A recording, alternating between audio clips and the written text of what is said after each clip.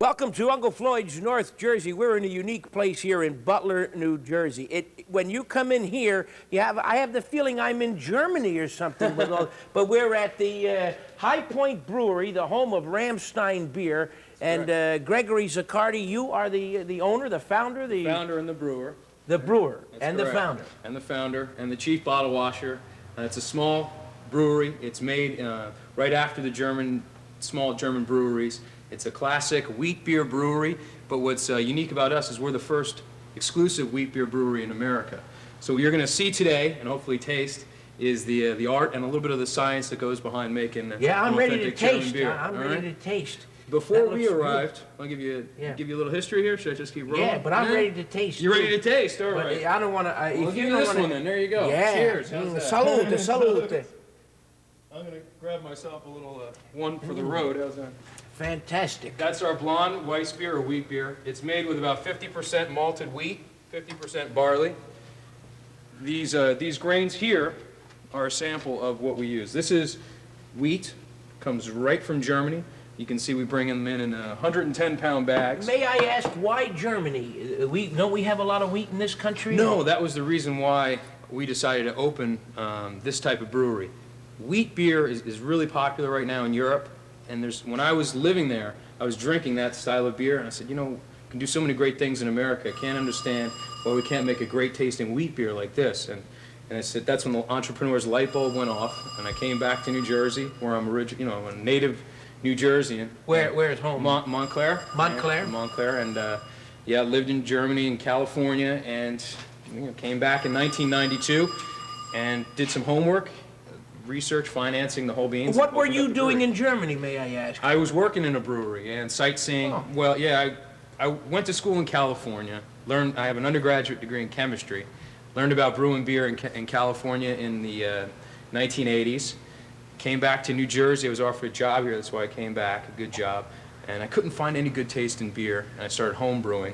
This is around 1990. And met a woman whose family had been in the beer business in Germany for over 300 years. Obviously, one of the things we had in common was a connection to beer. And when she went back to Germany, she said, why don't you come to Germany?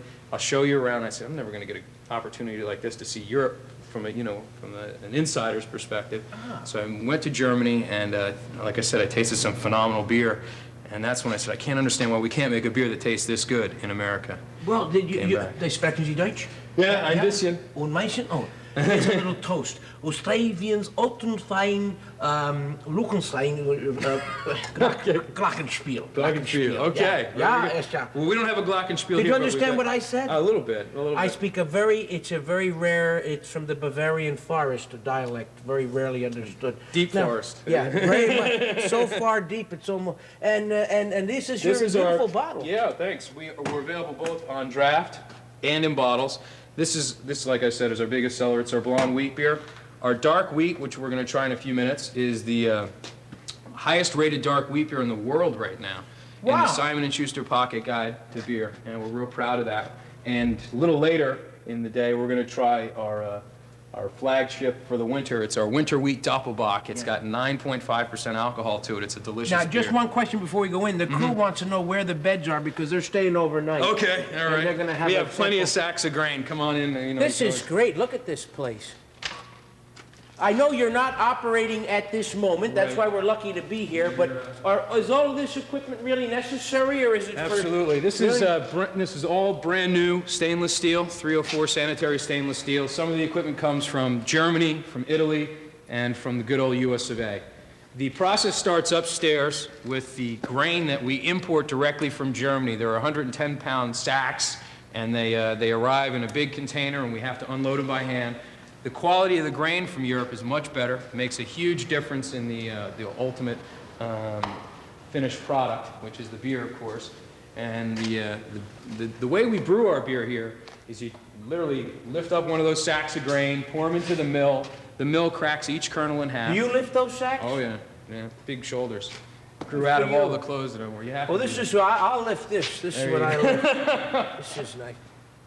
Don't let me interrupt. No, that's okay. It's just a little overwhelming. The whole thing. I was never in a brewery. You never were in a brewery before. No. Well, we're happy to have you. That's for sure. This tank here holds about 500 gallons of beer. This is our kettle, And 500 gallons is essentially 30 kegs of beer. We brew about 2 to 3 times a week, which is roughly the equivalent of about 90 kegs. Of course, some of that is put into bottles, or most of it's put into bottles. But this is essentially our brew house right here. This is the starting point and ultimately what makes the complex flavors in our beer. After we boil our what we call wort, or unfermented beer, we boil it for 2 hours with hops. Hops are a real neat thing. I'll show you them in the tap room later.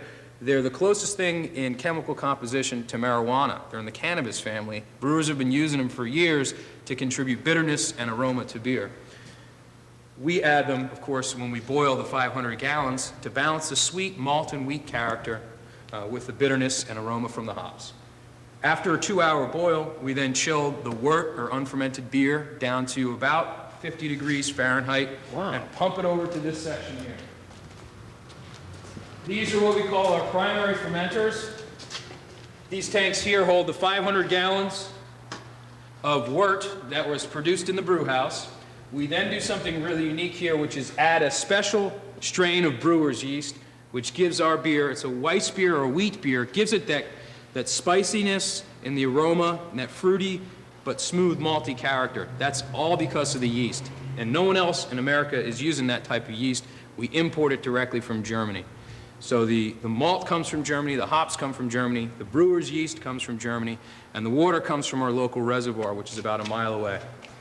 We add the yeast to this tank here, and that's when fermentation starts. It bubbles away, cranks away for about 3 to 4 days at about 70 degrees Fahrenheit. Now, it's a little cooler in here than that, but these tanks are independently temperature controlled, and after 4 days, it's then chilled down and naturally carbonates. Our beer is naturally carbonated. You can see there's pressure on this tank here. Oh, is that me? Excuse me. No, I'm not trying to be silly. You know, this is amazing. I never met anybody in my life who was so much in love with what you do. You are really, this is your life. Oh, absolutely. Making beer, and a beer you care about, and Ramstein. Is it available throughout northern New Jersey? Available throughout the great state of New Jersey, both in bottles and on draft. You know, the better beer bars, the restaurants, they carry our beer on draft. And the more popular packaged goods stores definitely look for our beer in bottles. How long have you been in the United States here with this? 3 years. You know, when we arrived here, like I said, this building's over 110 years old. It's a historic landmark. We are back at the home of Ramstein, and it's beautiful. It's fantastic. This is wonderful. Thank you.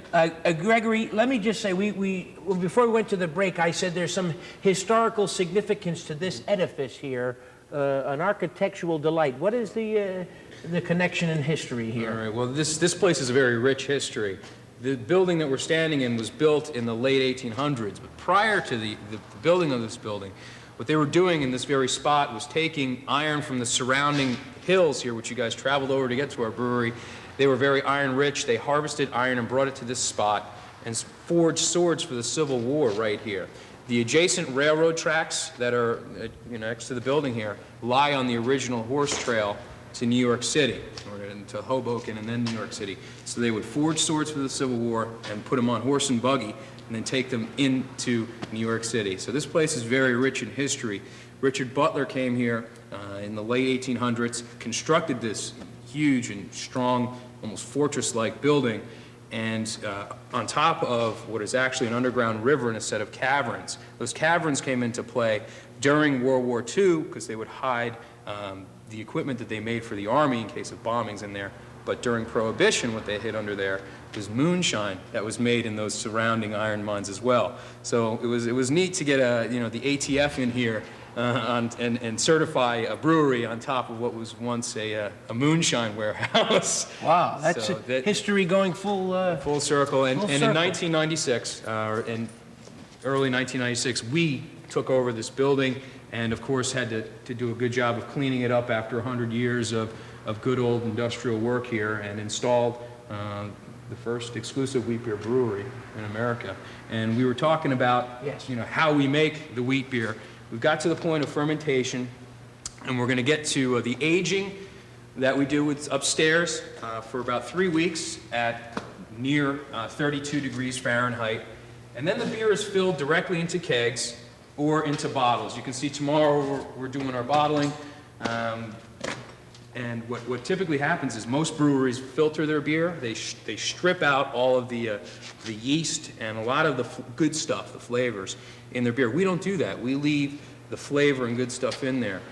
That's sort of similar to what whole grain bread is. So we think of it as whole grain bread version of beer. So we leave all the flavor and good stuff in there. The beer is either filled directly into kegs or it's put through this filling machine here. This is our state-of-the-art filling line right here. This is a brand new filling line. We'll show you how it works later. It's what's called here's a big long word, counter pressure, double pre-evacuation bottle filler. That's what I thought. Yes. And what it does is it literally sucks out all of the air from the bottle. I mean, air and oxygen in particular is a killer for beer. So this machine is the most expensive machine in this entire place. Literally sucks out all the air, everything, all the oxygen from the bottles, pressurizes it, allows the beer to nicely flow into the bottle, puts a crown on the top of it, labels it in our antique labeler. This is not as old as the building, but it works like a champ, and then comes out here. The finished product is here, gets put into case boxes. And after that, goes over to the cooler where it chills down. So now, your first day on the job at the brewery, you literally are the chief bottle washer. You have to wash the bottles and wash the kegs. Your second day is here. Unbelievable. You take that off. Well, it's really a simple process. It's really a complicated. Yeah, it really is. Yeah. In every step of the process, you have to check to make sure the beer is at the right specification. One of the keys to good tasting beer is consistency, and what we do is literally every step. We went through a lot of steps today. Well, every single step, there's a sample that's taken, brought to a lab. This is the nicest part. You get to, do the taste test. Oh, this is the best part. You do all the work, and you work hard. You do all this work, and then people like me just come by and enjoy it. Well, that's important. And you do give tours here, right? Sure. So people can always contact you. Tours are given on the second Saturday of every month at 2 p.m. Our address here is 22 Park Place, Butler, New Jersey, and just give us a call. It's the High Point Wheat Beer Company.